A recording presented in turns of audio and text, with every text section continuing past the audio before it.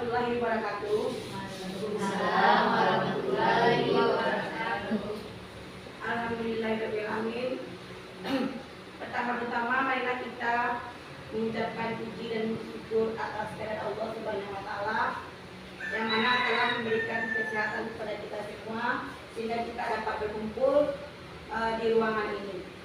Dan tidak lupa pula salawat dan salam kita hadiahkan kepada pucuk pimpinan kita, yakni Nabi besar Muhammad Sallallahu Alaihi Wasallam. Sama-sama kita hormati yang berupa sekolah, yang sama-sama kita hormati ibu dan bapak guru Majelis Guru SD 04 Lubuk Alun. Baiklah, saya Noviawati yang bertugas sebagai moderator akan menyampaikan susunan acara kita pada hari ini, yaitu yang pertama pembukaan yang sedang berlangsung, yang kedua penyampaian materi yang disampaikan oleh guru CGP kita, calon guru penggerak, yaitu Ibu Yusri tentang pengembangan budaya positif. Yang ketiga arahan dari kepala sekolah, dan yang keempat penutup. Baiklah, kita pada acara yang kedua, yaitu penyampaian materi yang disampaikan oleh Ibu Yusri. Pada Ibu Yusri dipersilakan. Terima kasih kita ucapkan kepada Ibu Noviawati yang telah memberikan kesempatan kepada kita semua waktu, terutama kepada saya untuk menampilkan perkembangan budaya positif di sekolah yang sangat kita cintai ini, yaitu di SD 04 Galung, di SD 04 Galung. Nah, Bapak-bapak, Ibu-ibu, dari katanya budaya positif adalah salah satu kebiasaan positif. Kita ketahui pusat positif tadi adalah hal yang baik, suatu impian bagi kita di sekolah kita, terciptanya budaya positif yang nantinya akan mengimbas kepada peserta didik kita, dan mudah-mudahan budaya positif yang sudah mengimbas kepada peserta didik kita ini akhirnya dibawa oleh mereka dari pendidikan awalnya, dari pendidikan dasar, SMP, SMA sampai mereka menuju perguruan tinggi, yang mana dengan budaya positif yang mereka miliki ini mereka akan diterima sebagai manusia yang seutuhnya dan merdeka di kalangan masyarakat dan bangsa. Baiklah Bapak-bapak Ibu, berikut adalah materi yang akan saya sampaikan. Yang pertama berawal dari disiplin. Nah, makna kata disiplin ini Ibu-ibu, Bapak-bapak, sebelumnya kita berpikir disiplin itu adalah suatu kepatuhan. Kita patuh mengikuti alurnya dari A sampai Z-nya, kita ikuti alurnya. Artinya kita udah disiplin. Karena ingin patuh, kita ikuti alurnya. Tapi padahal sebenarnya itu tidak. Disiplin tadi kembali kepada diri sang anak. Kalau mereka meyakini disiplin tadi, berarti dia mengikuti bukan karena suatu perintah, suatu tugas, atau suatu ultimatum dari sang gurunya terhadap disiplinnya, tapi dia mengikuti karena kesadarannya dan keyakinan dalam dirinya. Seperti ini, disiplin di mana menjadi sesuatu yang diyakini oleh seseorang karena untuk mendapatkan kepatuhan. Patuh kepada sang guru, dilakukannya disiplin. Nah, harapan sebenarnya disiplin itu bukan seperti itu. Disiplin tadi memang kesadaran dalam dirinya untuk mengikutinya. Kenapa seperti itu, Bu? Contohnya disiplin waktu. Kenapa anak peserta didik kita atur untuk disiplin waktu?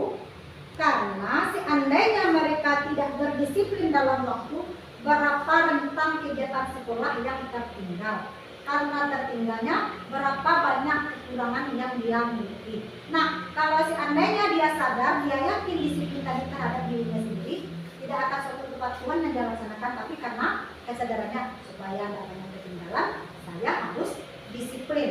Seperti itu yang kebenarannya. Nah, dalam disiplin ini nanti akan muncul dalam nilai-nilai kebajikan. Nilai-nilai kebajikan ini salah satunya adalah nilai universal. Nilai universal ini nilai yang disepakati bersama, diterima secara utuh oleh masyarakat. Artinya nilai kebajikan universal ini berkelanjutan dari awal dia miliki sampai nanti dia pertahankan yang universal yang dia miliki. nanti akan berujunglah pada keyakinan kelas di ending terakhir materi. Nah, untuk mencapai kedisiplinan tadi, banyak kita temui anak-anak melanggar atau tidak bisa mengikuti lah. Nah, di sana timbullah motivasi dari seorang guru, dinamakan dengan motivasi perilaku manusia. Motivasi ini ada 3, Bapak-Bapak Ibu. Nah, motivasi 1 dan 2 ini adalah motivasi yang harus dihindari oleh seorang guru. Kita melaksanakannya seperti ini dalam bayangan awak, dalam anggapan awak, ini bagus. Yang pertama, menghindari ketidaknyamanan. Ini adalah yang dikatakan dengan hukuman. Anak tadi pergi ke sekolah karena takut menghindari hukuman. Jadi dia melaksanakan kegiatannya tadi karena takut dihukum. Jadi dia patuh ke guru karena menghindari hukuman. Seandainya tidak ada hukuman, apakah peserta didik tetap melaksanakannya? Jawaban kita pasti tidak. Nah, makanya ini dihindari oleh seorang guru. Yang kedua, motivasi ini mendapatkan imbalan dan penghargaan. Nah, kalau besok kamu datang lebih cepat, ibu akan kasih bonus kamu buku 1. Seandainya si guru yang bersangkutan tidak bisa memberikan imbalan, tidak bisa memberikan penghargaan, sang murid akan kecewa. Ibu itu memberi penghargaan palsu aja, memberikan imbalan. Dia tidak akan lagi melaksanakan kedisiplinan tadi yang dia laksanakan. Tidak akan lagi melaksanakan nilai kebajikan yang dia tanam dalam dirinya. Tapi nilai kebajikan mana yang akan dia tanam, disiplin mana yang akan dia tumbuh, motivasi mana yang harus dimiliki oleh seorang guru, motivasi yang bisa menghargai diri sendiri dengan nilai-nilai yang mereka percaya. Jadi yang percaya Bapak-Bapak Ibu, dia pergi ke sekolah dengan disiplin, yakin dia kalau dia tidak disiplin, kalau dia tidak menanam nilai kebajikan, ini yang saya dapat, ini saya alami, ini kerugian saya. Contoh disiplin waktu. Kalau saya telat, nanti berapa banyak pelajaran yang saya tinggalkan. Saya tidak disiplin waktu, berapa banyak saya meninggalkan senam. Itu yang sebenarnya motivasi yang harus diberikan oleh seorang. Jadi yang ini, kalau misalnya tidak dihukuman itu yang dalam bisa itu nggak ada, itu tidak benar. Itu jadinya jadi seandainya tidak ada hukuman, ya sampai timbul ya. Kalau nggak ada penghargaan, nggak ada imbalan dari guru, dan dihindarkannya. Jadi sampai kapan kita memberikan penghargaan?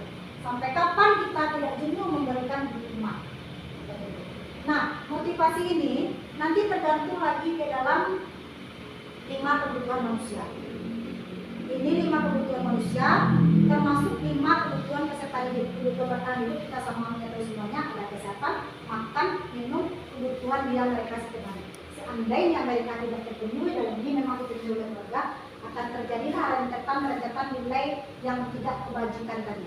Timbullah lagi, timbul dia ke sekolah, tak lengkap semuanya di rumah, muncul tidak datang tidak tepat waktu, muncul kembali motivasi dari seorang guru. Motivasi apa yang diambil oleh seorang guru tadi? Kan ada rentetan dari keluarga. Yang kedua namanya 5 kebutuhan manusia, kasih sayang dan rasa diterima. Ini seperti perhatian, bisa jadi perhatian dari rumah tidak lengkap, ditambah lagi perhatian dari guru kurang. Contoh, kita memberikan penguatan kepada Yuni saja ke depan. Jadi sang anak tadi merasa kasih sayangnya kurang. Jadi dia merasa tidak diterima di kelas. Kenapa? Ibu guru cuma perhatian kepada si Yuni. Kenapa tidak percaya? Jadi dia merasa tidak diperhatikan oleh seorang guru. Berarti dia merasa kurang kasih sayang dari seorang gurunya. Ditambah mungkin dia kurang dari rumah. Ditambahlah overacting di sekolah untuk mendapatkan kasih sayang dari guru tadi, artinya dia bisa diterima di kelas musik. Nah ini penguasaan, maksudnya penguasaan di sini, mungkin siswa kita ada yang bukan berarti dia menguasai kelas, tapi mungkin ada siswa kita yang kompeten, memiliki kompetensi, memiliki pengetahuan yang lebih dari yang lain, tapi tidak nampak dari seorang guru. Ini kembali dia kepada otonomnya. Jadi dia ingin kompetensi yang memiliki tadi diketahui sang guru, diakui, diterima, tahu guru bahwa dia memiliki kompetensi. Jadi supaya kompetensi tadi diketahui oleh seorang guru, dia buatlah ulang-ulang merasa berkuasa di kelas. Seperti mungkin dia memiliki kompetensi olahraga tadi, suka olahraga bola saja yang dia perbuat dalam kelas, sampai guru tadi mengakui kalau dia memiliki kompetensi dalam bola tadi. Jadi dia merasa berkuasa terhadap yang lain. Kemudian kebebasan. ini otonom, ini biasanya terpenjuru kepada mungkin pembelajaran yang kita berikan itu saja, atau di rumah yang mendapatkan makanan menunya ikan. Jadi dia juga ingin bebas dalam menu makanannya tadi. Ini nggak jadi ibu di sekolah, bisa jadi dia nampak menu temannya ayam, diambil, jadi dia ingin bebas. Nah itu saja yang kita berikan kepada peserta didik. Banyaklah kolaborasi di dalam pembelajaran ini.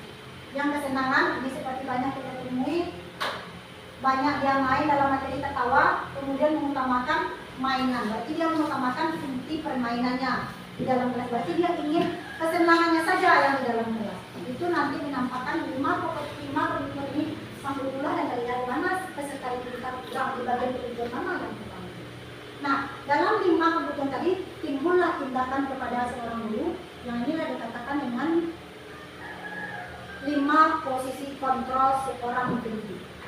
5 posisi awal yang memiliki kepada seorang guru. Yang ini yang tadi seperti kita bicarakan beberapa kali. Seperti seorang guru dikatakan penghukum. Ini sangat dihindari karena ini adalah motivasi sangat ekstrim. Sang guru yang menyatakan hukuman akan menyatakan seperti ini: patuhi aturan saya. Seperti ada ibu dikatakan, di sana dengan ibu, kalau nggak bisa keluar, itu sejenis hukuman. Kata lantunan kasar yang kita ucapkan akan merusak fisik dan mental peserta didik. Contoh, patuhi aturan saya atau awas, itu sejenis hukuman. Kamu selalu salah, kamu lagi masih masuk dalam penghukum. Di sini sang didik, peserta didik akan merasa tertekan. Walaupun dia sudah dididik kasar di rumah, di lingkungannya di rumah juga seperti itu, apakah kita di sekolah juga memberikan penghukum? Mungkin di sekolah lah yang sedikit akan melunakkan yang seperti dia terima dari dalam masyarakat. Inilah kata-kata yang sering kita keluar dalam jalur kontrol.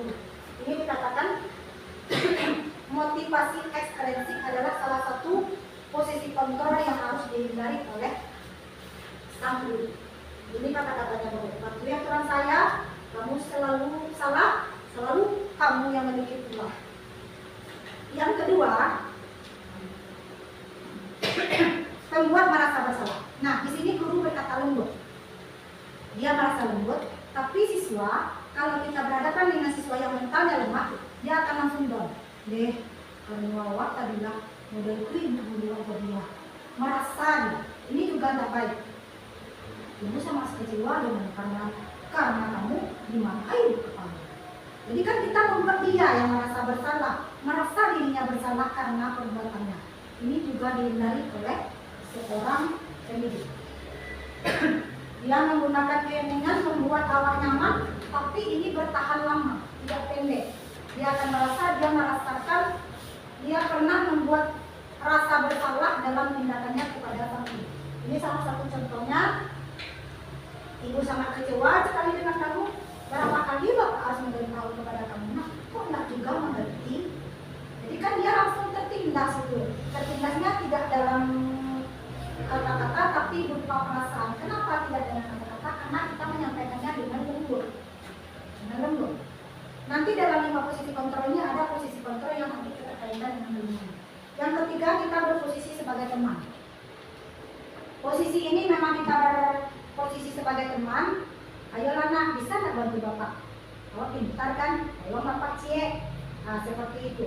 Nah seandainya ini kita lakukan berkelanjutan, akan timbullah dari peserta didik rasa untuk menghargai kepada seorang guru berkurang. Seandainya kita tidak bisa memberikan yang seperti ini, lembut lagi seperti ini, dia akan merasa kecewa. Guru itu memberikannya padahal yang sebenarnya tidak. Di poin 1, 2, dan 3 ini sangat dihindari oleh sang pendidik. Mana yang dibolehkan? Pemantau ini juga tidak boleh. Ini dikatakan pemantau, dia mengawasi, bertanggung jawab, tapi ini masih bisa ditolerir, masih bisa digunakan guru sebagai pengontrol peserta didik. Di sini dia mengawasi, bertanggung jawab terhadap murid, terhadap peraturan dan konsekuensi. Ini adalah konsekuensi. Konsekuensi ini beda dengan hukuman. Kalau hukuman langsung kita jatuhkan, tetapi kalau konsekuensi sudah ada aturan sebelumnya, sudah ada kita sepakati aturan sebelumnya. Konsekuensi ini berjalan di jangka pendek, tidak menerus dirasakan oleh peserta didik, tapi hukuman akan dirasakan lama. Jadi makanya pemantau bisa ditolerir, bisa diambil oleh sang guru walaupun tidak penuh. Dia ada konsekuensi di dalamnya, karena konsekuensi itu ada yang diajukan dalam pemantau. Yang terakhir inilah yang dilanjutkan oleh Ki Hajar Dewantara kita, bahwasanya posisi kontrol pendidik itu dianjurkan sebagai guru berposisi sebagai manajer.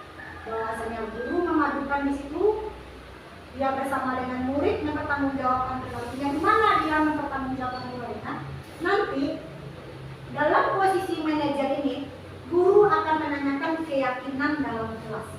Nah, bapak-bapak, ibu-ibu, terutama walas, keyakinan dalam kelas inilah yang akan kita buat pada tahun ajaran baru.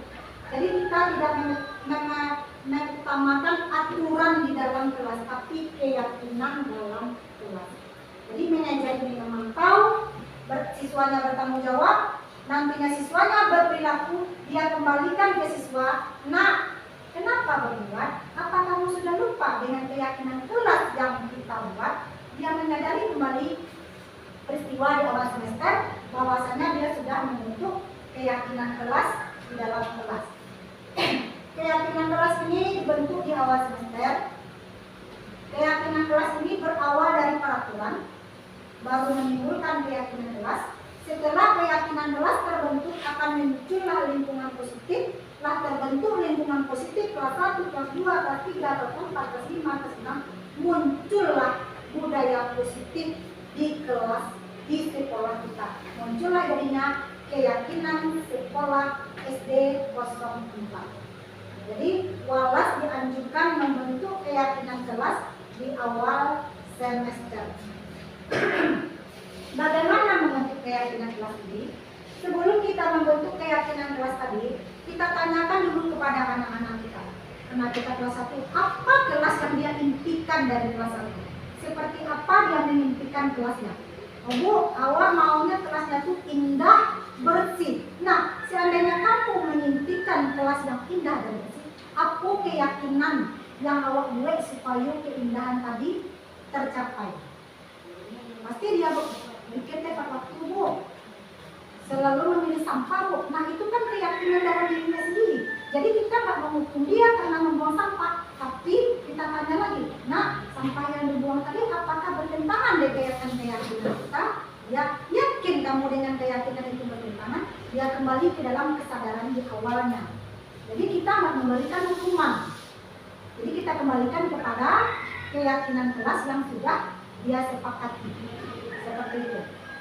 Jadi keyakinan kelas nanti kita buat di masing-masing kelas kita buat keyakinan, kita tempelkan. Jadi dia mengetahui apa kesepakatan awal duduk di kelasnya, apa kontrak yang dia buat, perjanjian yang dia buat antara mereka dan guru. Berarti tidak kita yang membuat, dari dirinya sendiri, keyakinan dalam dirinya sendiri. Nah, untuk menciptakan keyakinan kelas ini agar tercipta budaya positif tadi, nanti akan muncul segitiga restitusi. Segitiga restitusi tadilah yang akan membentuk keyakinan kelas. Nah, keyakinan kelas yang sudah terbentuk tadi akan dijabarkan dengan segitiga restitusi. Maksudnya di sini, yang pertama kita menstabilkan identitas. Contohnya seperti ini. Misalnya kita ada saspos. Ini segitiga restitusi untuk menyelesaikan masalah siswa tadi. Di sini nanti ada hukuman, konsekuensi, dan restitusi. Contohnya, kita menstabilkan identitas. Misal, ada peserta didik, misalnya satu peserta didik yang selalu mencontek lembar jawaban teman. Saat kita perhatikan 1 kali PH, dia masih mencontek. 2 kali PH masih mencontek. PH ketiga, kita panggil. Pertanyaannya seperti ini. Dulu, Ibu perhatikan tadi dalam ulangan, dulu mencontek jawaban teman sebelah. Itu benar apa tidak, Nak? Benar Bu, itu namanya menstabilitaskan identitas. Kita kembalikan masalahnya di awal. Benar Bu? Oh, benar. Apakah itu benar atau salah, Nak?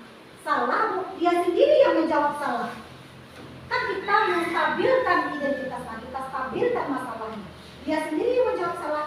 Nah, kalau jawaban kamu itu salah, kamu mencontek, kenapa kamu mencontek? Nah, apa alasannya? Nah, saat kita bertanya apa alasannya, itu namanya menvalidasi masalah.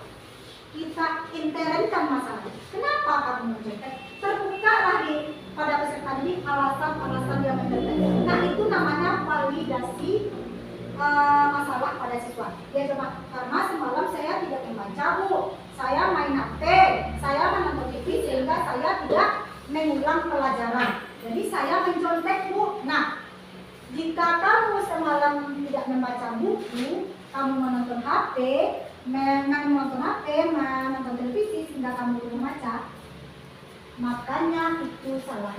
Itu benar apa tidak? Nah, masih dia jawab tidak. Itu tidak, Nak. Tidak. Nah, sekarang ibu tidak akan mencari kesalahan. Itu validitas kesalahan tadi. Kita masih mencari tidak. Ibu tidak akan mencari kesalahan yang akan kamu perbuat.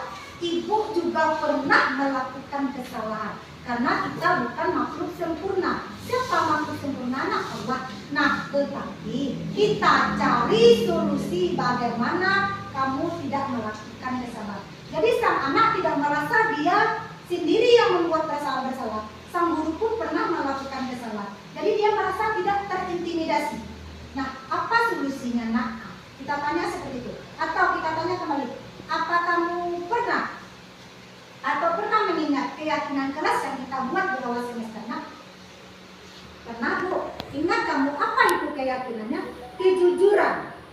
Nah, apakah kamu mencontek itu kejujuran? Itu namanya kita menanyakan keyakinan kelas. Makanya di awal semester ini kita membuat suatu keyakinan pada kelas kita. Apa kamu yakin itu salah? Iya, Bu. Di mana salahnya? Tidak jujur. Nah, dia sendiri yang menjawab kalau dirinya tidak jujur.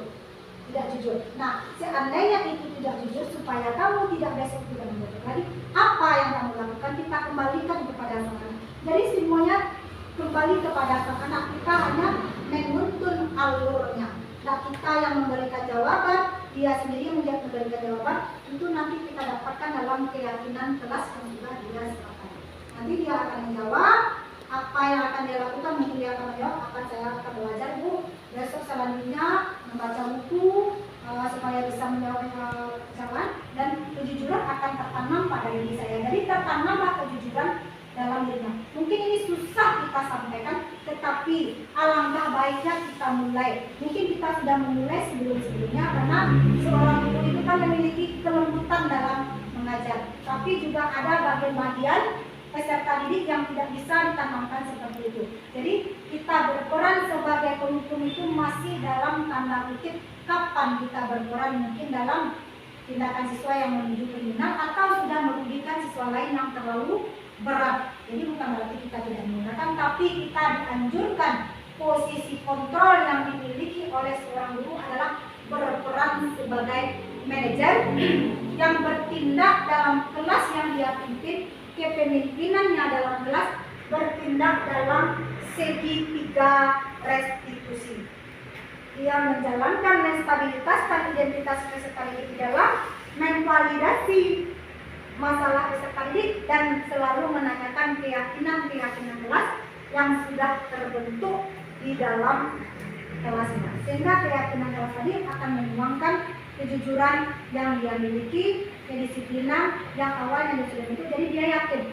Kan bukan ibu guru yang membuat keyakinan, kita sendiri. Ibu apa kita lakukan? Ingat, kita yakin Tuhan kita satu, karena yakin kita melaksanakan sholat. Karena kalau dia yakin dengan keadaan dirinya, yakin dengan nilai kebajikan, bisa jadi dia melaksanakan penuh keyakinan kelas dia tadi. Kalau dia yakin, sama dengan kita. Kalau kita yakin dengan Tuhan kita akan melaksanakan ibadah secara penuh. Kalau tidak keyakinan tak tertanam, berarti tadi masih berkurang kita laksanakan. Begitu juga peserta didik. Jadi posisi kita di sini, Bapak-bapak Ibu, yang memang kita dihindari penghukum, sebagai pembuat masalah, sebagai teman, untuk pemantau itu masih bisa ditoleransi, tapi masih diutamakan adalah kita berperan sebagai manajer yang selalu melaksanakan pola segitiga restitusi di dalam rumah. Jadi jangan kita nggak bisa masih benar, kita kembalikan ke segitiga restitusi dan stabilkan identitas dan validasi masalah serta menanyakan keyakinan kelas. Mungkin itu yang bisa Ibu sampaikan. Kita kembalikan kepada moderator.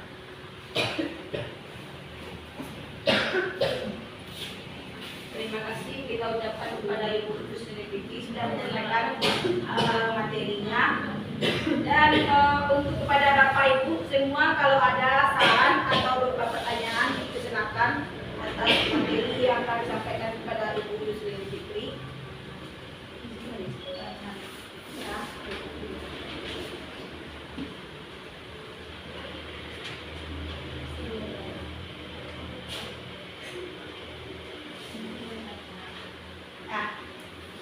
Ibu Resi dipersilakan. Ibu Resi dipersilakan.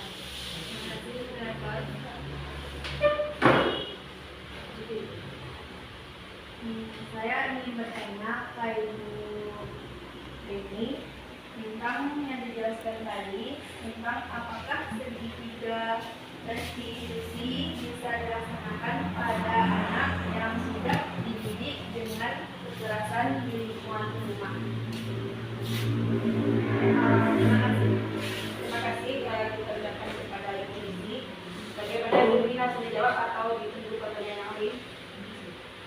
Jawab. Oke. Bagaimana Ibu yang lain masih ada pertanyaan?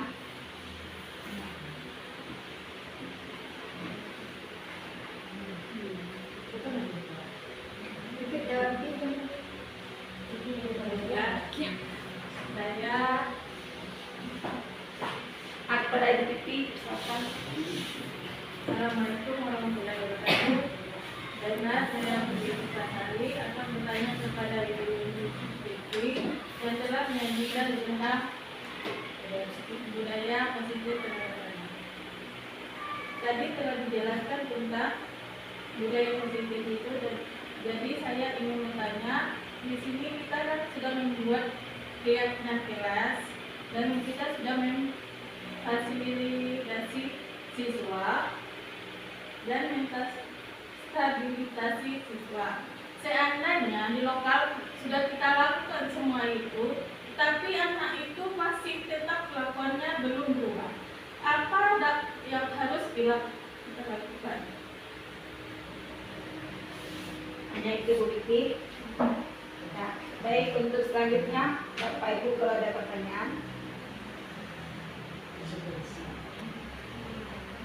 Ya, kepada Bapak silakan. Terima kasih saudara moderator. Sebenarnya dua pertanyaannya saya tanyakan di sini adalah kepada Belani. Pertanyaan, apakah perbedaan hukuman dan konsekuensi dan konstitusi? Ya, apakah perbedaan mau penjelasannya? Sekian terima kasih. Terima kasih Bapak. Di sini sudah ada 3 pertanyaan. Bagaimana Ibu ini masih lanjutkan pertanyaannya? Cukup. Ya, baiklah. Untuk 3 pertanyaan itu dari Ibu Rusli, Ibu Pipi dan Pak Febri akan dijawab langsung oleh Ibu Rusli.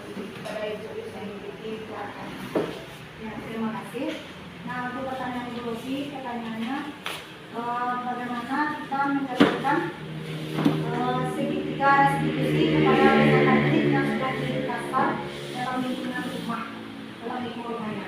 Nah, memang kita ketahui Bapak-bapak, Ibu-ibu, seorang peserta didik itu tidak lepas dari 3 ranah lingkungan: rumah, sekolah, dan masyarakat. Pertanyaan dari Ibu Rosi ini, sekian saya mengalami pendidikan, 1 bulan saya mengadakan pendidikan, pertanyaan itu saja yang saya munculkan dalam instruktur pusat. Bagaimana saya melaksanakan segitiga restitusi ini, Pak? Sedangkan di sekolah saya banyak anak yang sudah dididik kasar di rumah, di masyarakatnya pun dia sudah bergaul dalam kekasaran. Seolah-olah rasa lunak yang saya berikan dan lembut di sekolah tidak ada arti bagi mereka.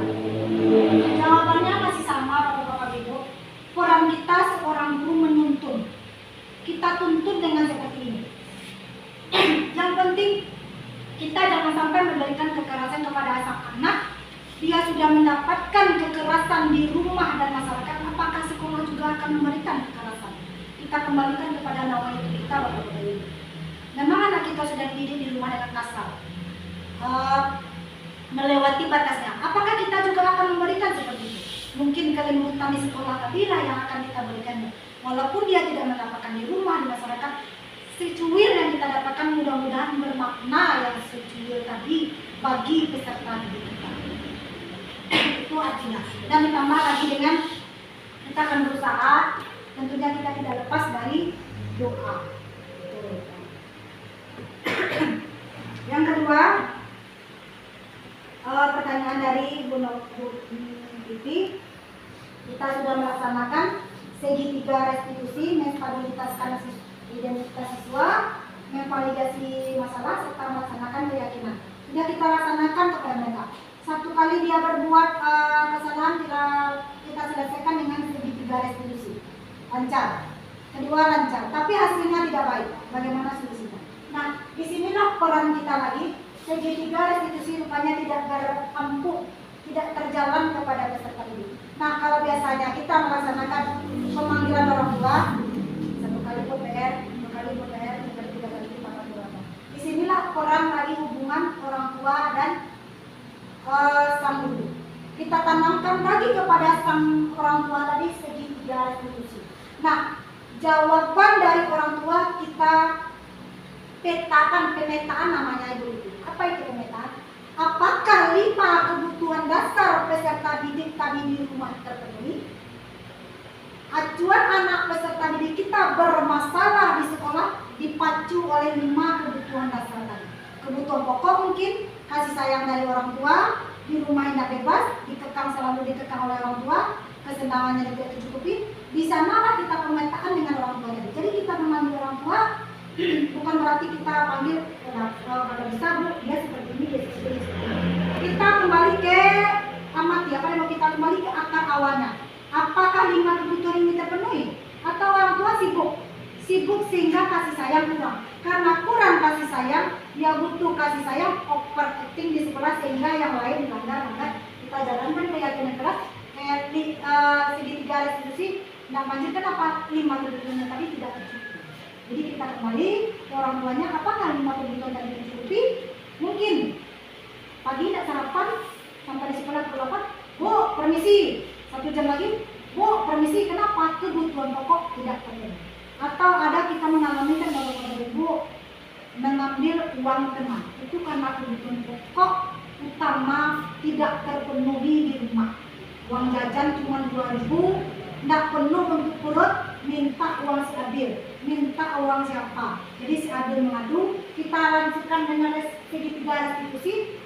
Tidak akan walaupun dia sudah punya keyakinan. Kenapa? Memang dari awalnya kurang kosong, memang uang tadi kurang, akhirnya perutnya kosong, tidak terpenuhi. Jadi pemanggilan orang tua tadi juga perlu. Jadi segitiga restitusi ini juga tidak lepas dari kita dan kita laksanakan. Kita tidak lepas dari hubungan kerjasama orang tua. Kemudian pertanyaan hukuman, konsekuensi, dan restitusi. Perbedaannya, kalau hukuman tadi kita langsung ngecap, kita berkencap, kamu lagi, nilai kamu lagi yang rendah. Jadi dia akan merasakan jangka panjang intimidasi dari sekolahnya. Contoh, anak kita terlambat, kita beri hukuman mengelilingi lapangan 10 kali. Coba Bapak Ibu pikir, ada nggak hubungannya dengan terlambat dengan menghukum mengelilingi lapangan? Beda dengan ibu olahraga, anaknya terlambat main bola kaki. Dia hukum anaknya mengelilingi lapangan 10 menit. Ada beda Bapak Ibu. Yang satu hukuman tadi anak terlambat tadi mengelilingi lapangan 10 kali tadi, nggak ada hubungannya dengan keterlambatannya. Apa hubungan keterlambatannya dengan mengelilingi lapangan? Tapi ibu olahraga ada hubungannya sama dengan pemanasan olahraga. Ini namanya konsekuensi. Jadi ada keterkaitan antara sanksi yang kita berikan dengan kesalahannya. Bu, saya terlambat Bu, teman-temannya sudah berdiri di lapangan 10 menit. Dia terlambat, berarti kan dia belum mengikuti. dihukum dia dengan mengelilingi lapangan tadi 10 menit. Berarti kita memberikan konsekuensi. Nah, kalau restitusi tadi kita memberikannya dengan cara lemah itu tadi, dengan segitiga ini kita tanamkan keyakinan kita tidak memberikan hukuman, tapi kita masukkan di dalamnya konsekuensi.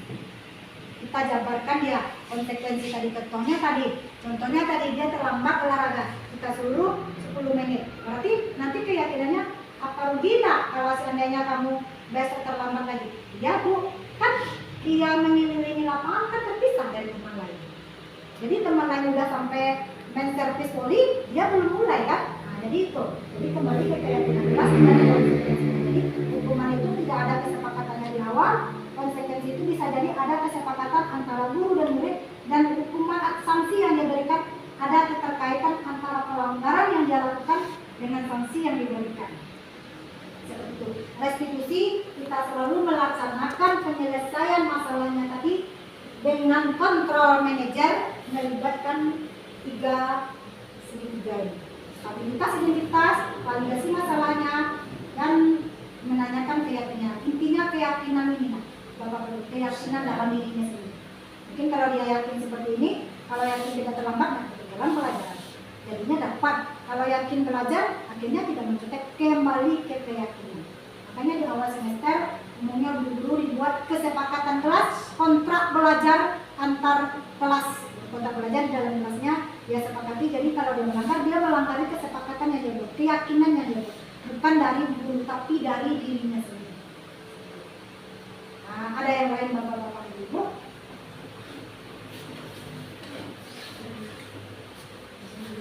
Dah, demikian jawaban yang dijabarkan oleh Ibu ini. Bagaimana dengan Bapak-bapak dan Ibu semua? Apakah sudah puas dengan jawabannya atau sudah memahami?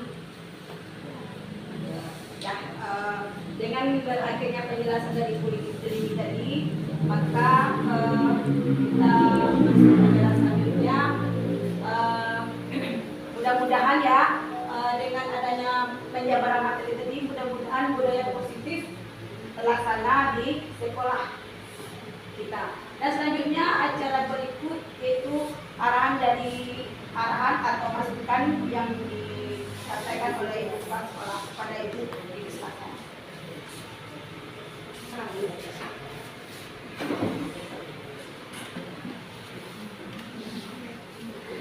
Dari awal kita udah dengar arahan dari Ibu ini tentang bagaimana kita menghadapi siswa kita dalam mengajar. Itu intinya nak, jadi dari awal sampai akhir mungkin ibu-ibu sudah paham apa tujuan yang disampaikan Ibu ini. Ibu rasa mungkin sudah paham bagaimana kita masuk dalam anak gitu, bagaimana caranya kita menggunakan anak, bagaimana caranya kita menarik anak supaya tertarik belajar, ya, supaya tertarik, bisa dia patuh sama kita, bisa dia tidak tertekan lah, bagaimana caranya kita mengajar dia merasa senang, ya. Caranya, bagaimana caranya kita bergaul dengan anak di sekolah, walaupun dia tertekan di rumahnya, tapi dia dengan pandainya kita membujuk dan menariknya dalam belajar, maka dia senang belajar di sekolah. Taktiknya, jadi sudah disampaikan sama Ibu ini, mungkin sebelum-sebelumnya itu sudah kita jalani juga, tetapi untuk lebih menguatkan memperjelasnya, lebih dijelaskan sama Ibu ini bagaimana caranya anak itu supaya dia tidak takut dengan kita. Kan kadang-kadang anak itu kan banyak takutnya, hujan, hari, dia takut sekolah, tidak sekolah karena marah sama gurunya, dimarahin sama gurunya, ya kan? Ada tempuh aja udah bicara itu kan, akhirnya dia demam, ya. Dia takut tidak mau sekolah karena PR-nya tidak siap.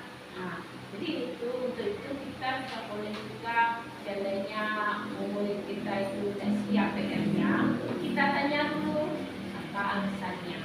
Tidak langsung kita marah, ya. Kalau langsung kita marahkan, dia nanti takut sama kita lagi. Jadi kita harus bisa menarik anak itu supaya dia senang sama kita. Tanpa bertemu, kalau nggak bertemu dengan kita, dia rasanya kehilangan, ya. Ibu agak lama dia pengen sekolah cinta, karena kita menarik anak kita ke sekolah, cinta dengan lingkungan sekolah, ya. Jadi itu pokoknya kita dituntut bagaimana harusnya kita ramah, ya, anak senang dan tidak takut sama kita. Kita fokusnya tadi ibu lihat, ya, bagaimana kita menarik anak lah supaya dia tidak tertekan dengan tugasnya, ya, tertekan. Jadi mungkin ibu sudah paham apa yang disampaikan ibu ini tadi, dan kalau ada yang berlalu yang telah itu tidak sesuai, ya kita rubah lagi, ya, rubah. Misalnya ada anak itu membawa mainan dari rumah, nggak langsung kita marahin, ini apa nih, mainan apa, mana beli, nggak boleh seperti itu. Kita tanya dulu dari mana dapatnya. Kan kadang-kadang kan ada tuh yang merasa kamu mainan terus belanjanya, nggak boleh, dimarahin. Jadi anak itu ketakutan, kalau dapat anak itu tidak takut dengan kita, senang ya, apa saja yang terasa dia kalau dapat dia sampaikan sama kita. Jadi kita tanamkan pada anak kepercayaan dia itu sama kita tanamkan. Jadi tidak ada dia merasa takut. Kalau dia takut, dia sama kita itu pelajarannya tidak fokus juga ya, ya kan. Dia itu istilahnya mati ketakutan mulai. Jadi dia tuh kalau jadi kita harus terbuka juga sama anak. Ini ibu tidak suka seperti ini, ya. Besoknya kan dibuat lagi.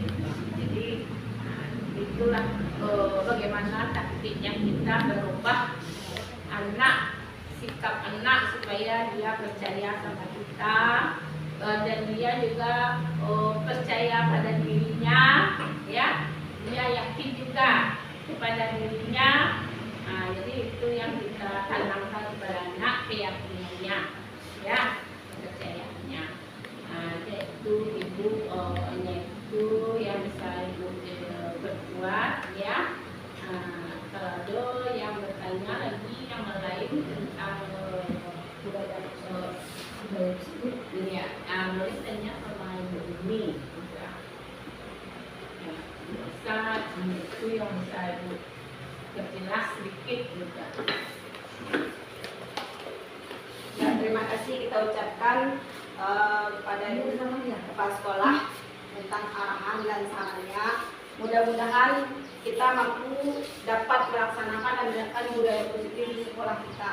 Dan tentunya tidak lepas dari kerjasama kita seorang guru dengan orang tua murid. Serta dengan itu adanya kerjasama yang baik sehingga kita dapat mampu menciptakan kiat-kiat yang bagus dan sesuai dengan karakteristik siswa, sehingga dapat kita menciptakan dan melaksanakan budaya positif di sekolah kita. Saya dari penjelasan tadi oleh Pak Sekolah tadi, maka berakhir pula acara kita pada hari ini. Saya selaku moderator, mohon maaf kalau ada kesalahan. Saya mohon maaf dan saya akhiri dengan wabillahi taufiq wal hidayah.